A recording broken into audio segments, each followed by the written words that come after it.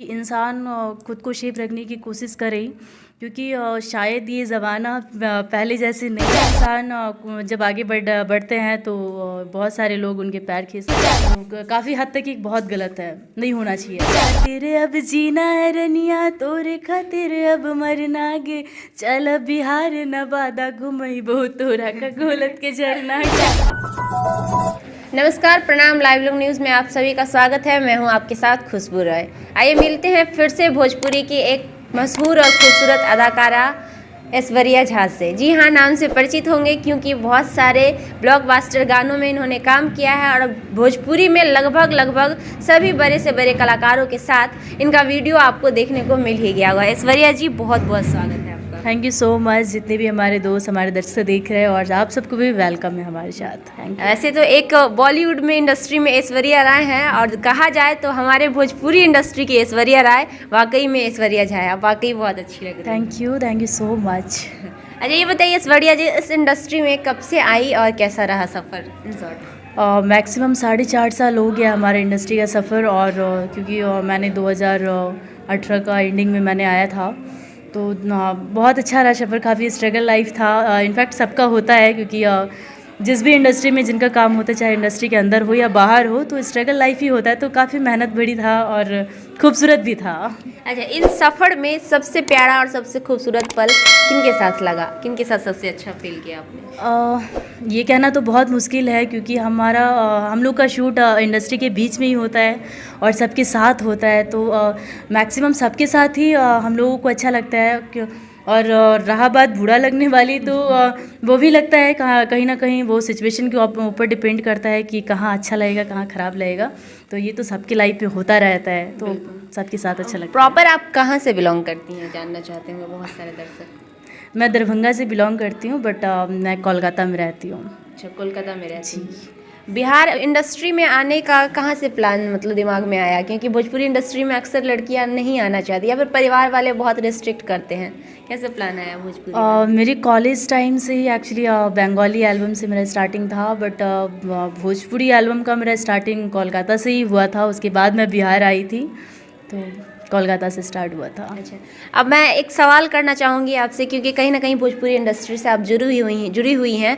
Bhojpuri industry में अभी जो माहौल बना हुआ लड़कियों के लिए, बहुत ज़्यादा चीज़ें वायरल होना, लड़कियों पे उछाल आना, एक दूसरे को गाली देना, भोजपुरी इंडस्ट्री की गर्ल्स ही एक गर्ल्स को ब्लेम करती हैं, ये कितना हद तक सही लगता है आपको? सिर्फ भोजपुरी इंडस्ट्री का बात नहीं किया जा सकता। ये तो इंसान की नेचर है, बट ऐसा नेचर नहीं होना चाहिए किसी इंसान के लिए। कहीं ना कहीं सही नहीं है, क्योंकि हमारे इंडस्ट्री हमारा परिवार है और हम सब एक जगह पे रह के हमेशा काम करते, चाहे जगह कोई भी हो। बट इसी इंडस्ट्री में हमेशा काम होता है, चाहे एल्बम का हो, मूवी का हो, या सीरियल का हो, किसी भी चीज़ का हो, बट हम सब साथ काम करते हैं। तो बुराई तो हमेशा से बुराई ही रहा है, उसके लिए तो कुछ सही कहा नहीं जा सकता है कि कुछ सही है इसके बीच। अच्छा, एक चीज़ आपको नहीं लगता ऐश्वर्या जी कि बहुत सारी वीडियो या फिर ऑडियो जो भी वायरल होता है, उसमें कहीं ना कहीं उन एक्ट्रेस या उन मॉडल की गलती होती है? हमें ये कहना चाहती हूँ कि ऑफिशियली और प्रोफेशनली तो आप चीज़ें करती ही हैं, डांसिंग हो, एक्टिंग हो, व्हाटएवर, लेकिन जो पर्सनली करती हैं उस चीज़ को वीडियो क्लिप बना के रखना या फिर किसी पे ट्रस्ट करना कितना सही है? ऑफ कोर्स ये बहुत बात है और बहुत गलत बात है एक्चुअली में। लेकिन पर्सनल चीज़ों के बारे में बात किया जाए तो ट्रस्ट तो लोग अपने इंसान पे ही करते हैं।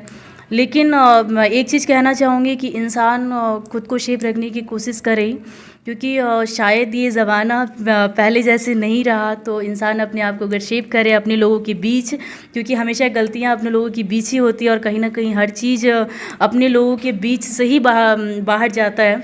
तो मैं एक ही चीज़ कहना चाहूँगी कि अपने आप को सेफ रखे अपने अपनों के बीच और अपनों के बाहर, क्योंकि ज़माना अभी कलयुग चल रहा है। बिल्कुल सही कहा आपने। भोजपुरी इंडस्ट्री में सबसे अच्छा क्या लगता है आपको?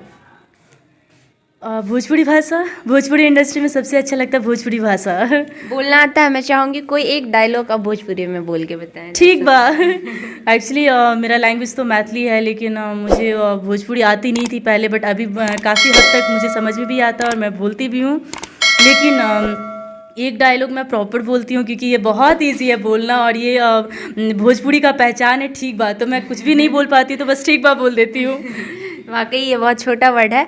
अच्छा, भोजपुरी इंडस्ट्री में एक चीज़ और बहुत सारे लोगों का कहना है कि जब भी लोग ऊपर उठने लगते हैं या फिर कुछ अच्छा करने लगते हैं तो बहुत सारे लोग उनको पीछे खींचने का कोशिश करते हैं। कभी आपको ऐसा फील हुआ?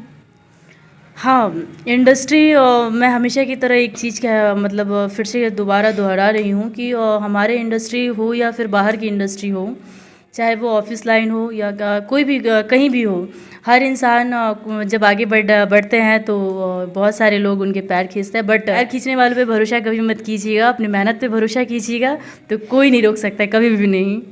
आपकी खूबसूरती का क्या राज है? मेकअप है, ये तो मेकअप है। ऐसे बिना मेकअप का आप लोग कभी हमें देखे नहीं होंगे, इनफैक्ट देखे होंगे फेसबुक वगैरह पे, बट कहीं ना कहीं ये मेकअप है। ऐसा कुछ नहीं है कि लोग खूबसूरत होते हैं, बस दिल अच्छा होना चाहिए। तो अगर दिल अच्छा लगा तो बोल सकते हैं आप बट खूबसूरती का कोई राज नहीं, बस मेकअप है। अच्छा, अभी फ़िलहाल एल्बम कर रही हैं, फिल्मों में कब तक दर्शक को दिखेंगे?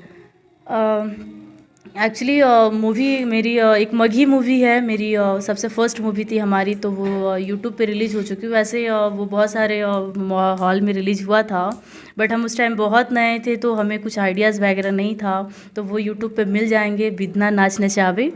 बट अगर वर्ल्ड वाइड से देखा जाए तो हमारे प्रेम की सौगंध मूवी का ट्रेलर आ चुका है और मूवी बहुत जल्द रिलीज़ हो जाएंगे प्रमोद प्रेमी जी के साथ में।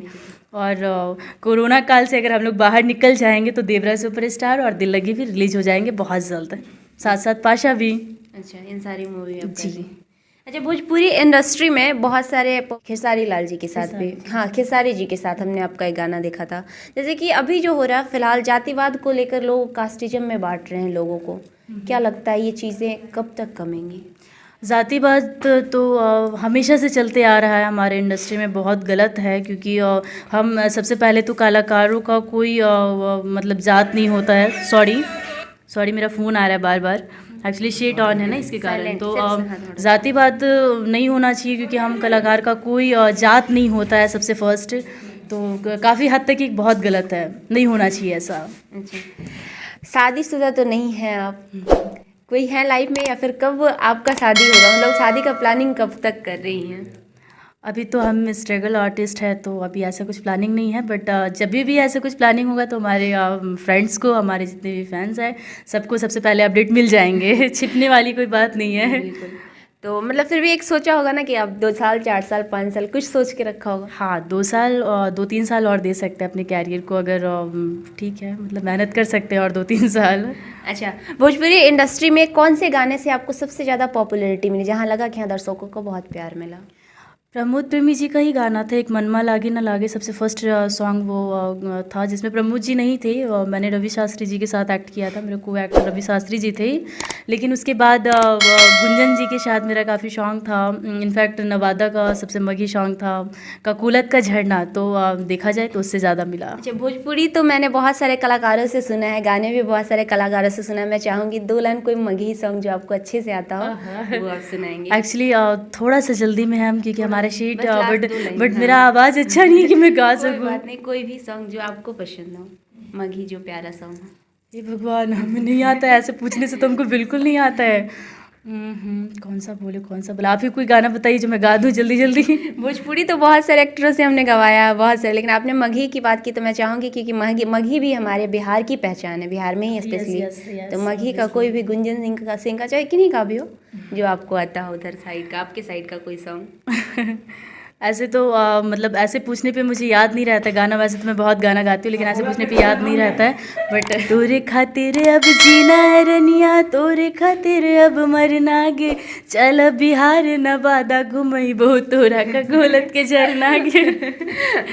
तो थैंक यू सो मच आप सभी को हमारे साथ जुड़ने के लिए, हमारे साथ इतना टाइम स्पेंड करने के लिए। फिलहाल तो मैं आपसे मिल के बहुत अच्छा लगा और आपने समय दिया उसके लिए धन्यवाद। थैंक यू सो मच आपको।